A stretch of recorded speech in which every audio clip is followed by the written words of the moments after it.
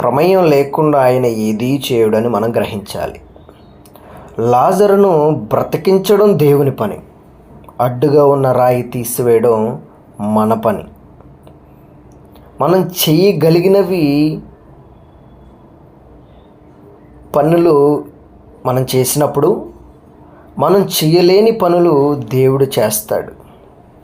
మీరు ప్రార్థన చేస్తున్నారు కానీ మీ వైపు నుండి చేయాల్సిన చిన్న ప్రయత్నం, అనగా ఇక్కడ రాయి అని ఉంది, కానీ మనం ఆ రాయి స్థానంలో బండను పెట్టి ఈరోజు మనం మాట్లాడుకోబోతున్నాం. చిన్న ప్రయత్నం, బండను ఆపేస్తున్నారు. అన్ని పనులు చేస్తున్నారు కానీ, ప్రార్థన చేస్తున్నారు, స్తుతిస్తున్నారు, ఆరాధిస్తున్నారు, కానీ అడ్డుగా ఉన్నటువంటి ఆ యొక్క బండను మాత్రం తీసివేయకుండా ఆపివేస్తున్నారు.